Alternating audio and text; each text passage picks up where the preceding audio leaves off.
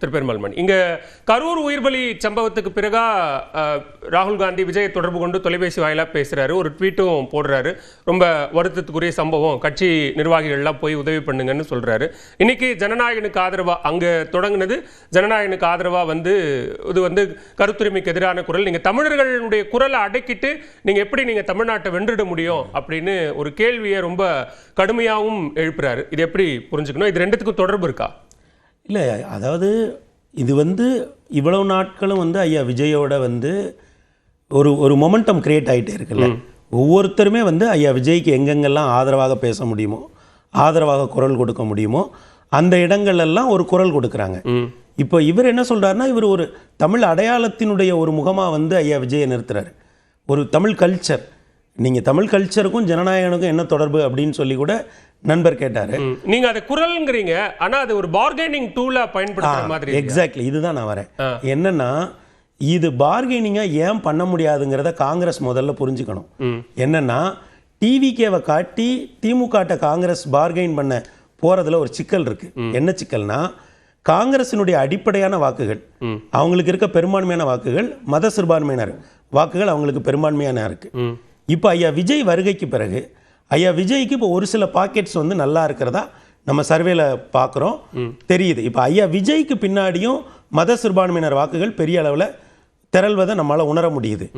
இப்போ காங்கிரஸ் இல்ல sir, data, இது என்னோட கருத்து சார். உங்க கருத்து? டேட்டா கிடையாது, என் கருத்து. ஓகே, என்னோட கருத்து. டேட்டா இல்ல, என்னோட கருத்து. இப்போ காங்கிரஸ் தாவேகாவோட போகுதுன்னு வைங்க, அது பொலிட்டிக்கலி ஒரு ஷ்ரூடான மூவ் தான். ஏன்னா நம்மளோட அடிப்படை வாக்குகள் அங்கே போகுது, நம்ம அதோட போயிடலாம்.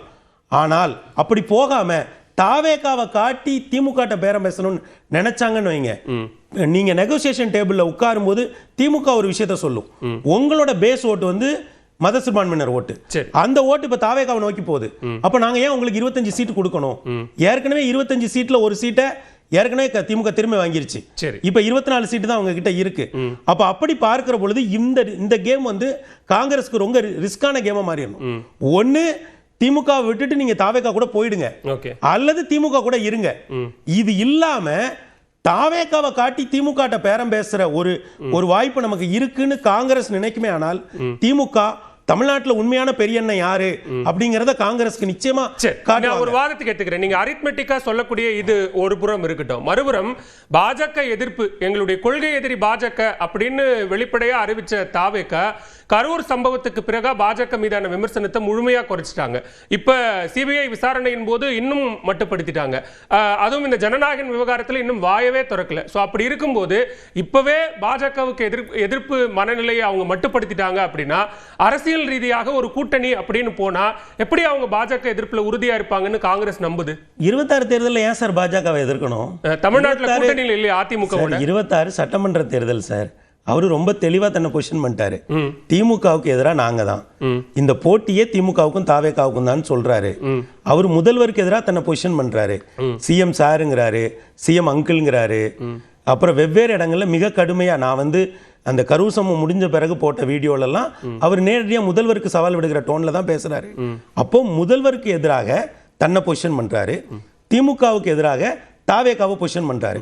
ஈரோட்ல காங்கிரஸ் முன்வைக்கிற அதே ஆட்சியில் பங்கு, அதிகாரத்தில் பங்கு, கூடுதல் இடங்கள்ங்கிற அதே முழக்கத்தை அந்த பக்கம் அதிமுக கிட்ட பாஜக முன் வச்சுக்கிட்டு இருக்காங்க. அவங்களும் அதே நிலைப்பாட்டில் உறுதியா இருக்கிறாங்க. சமீபத்தில் தமிழ்நாட்டுக்கு வந்த உள்துறை அமைச்சர் அமித்ஷா எடப்பாடி பழனிசாமி தான் முதலமைச்சர் வேட்பாளர் அவர் பெயரையே உச்சரிக்கல. சோ அப்படி இருக்கும்போது அந்த பக்கமும் அந்த கணக்குகள் இருக்கத்தானே செய்து சார். அந்த பக்கம் இருக்குது சார். ஆனா 26 தேர்தலில் விஜயனுடைய நிலைப்பாடும் விஜயனுடைய மௌனமும் சரியானது. ஏன்னா அவர் திமுகவை மட்டும்தான் எதிர்க்கணும்.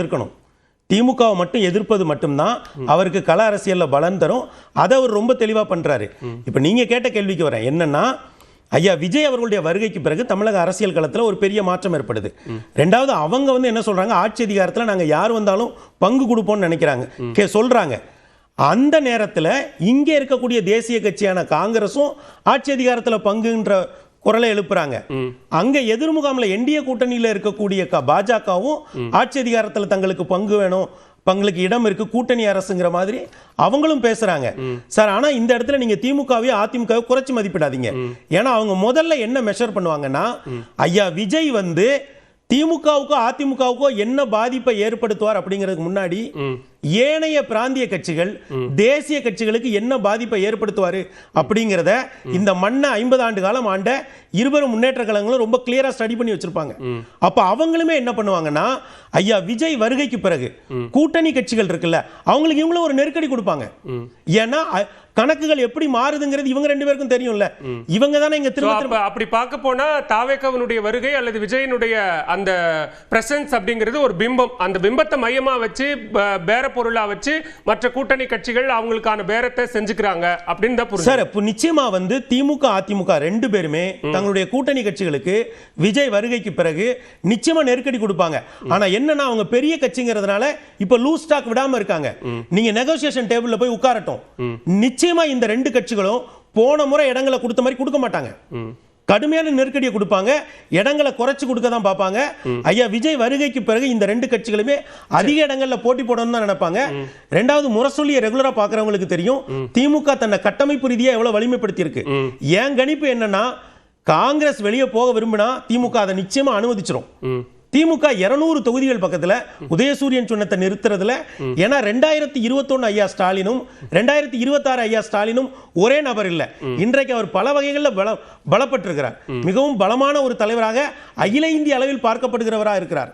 திராவிட மாடல் நேற்று வரைக்கும் எங்களுடைய கூட்டணி கொள்கை கூட்டணி உறுதியாகத்தான் இருக்கு, எங்க கூட்டணியில எந்தவித சிக்கலும் இல்ல அப்படின்னு தலைவர்கள் மட்டத்தில் பேசிட்டாங்க. திமுகவோட சைலன்ஸை வந்து நீங்க தப்பா எடுத்துக்காதீங்க. ஏன்னா நீங்க என்னென்ன எழுதுறீங்க, நீங்க அல்ற சில்ற ஐடி விங்னு எழுதுறதெல்லாம் அவங்க கவனிக்காம இருக்க மாட்டாங்க.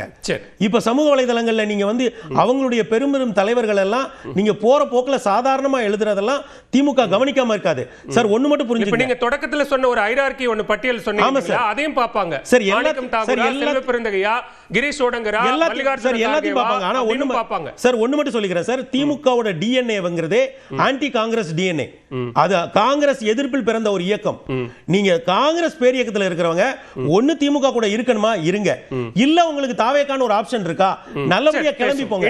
ஆனா திமுகவோட இந்த மாதிரியான விளையாட்டு விளையாடுறதுங்கிறது அது நெருப்போட விளையாடுறது மாதிரி. நீங்க ஏற்கனவே பலமுறை கையை சுட்டுருக்கீங்க.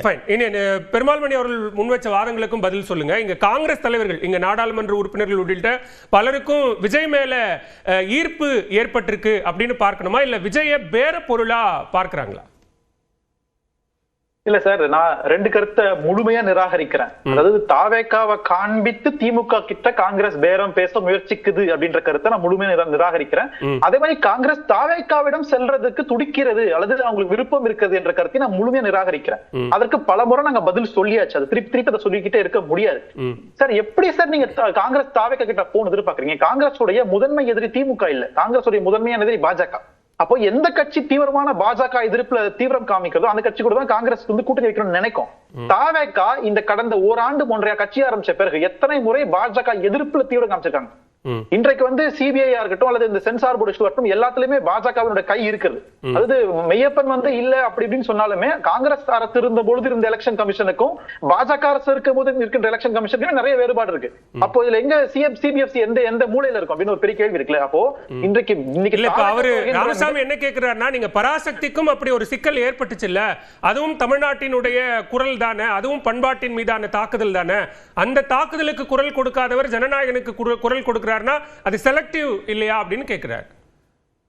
இல்ல சார், அதாவது தலைவர் ராகுல் காந்தியோட இந்த ட்வீட் என்பது கன்சாலிடேஷன் ஆஃப் எல்லா இஷ்யூஸ். இது தமிழ்நாட்டுல தமிழ் திரையுலகில் வந்த எல்லா திரைப்படங்களுக்கும் வச்ச செக்குடைய ஒரு கன்சாலிடேஷனா வந்து ட்வீட் தான் அது. ஏன் அந்த படத்துக்கு இல்ல, ஏன் நயன்தாரா நடிச்ச படத்துக்கு சொல்லல அப்படின்னா நம்ம வந்து போய் கேட்க முடியாது. எல்லா திரைப்படங்களுக்குமே ஒன்றிய அரசு ஒரு இரட்டை நிலைப்பாடு எடுக்குதுன்றதான் அவருடைய கருத்துங்க.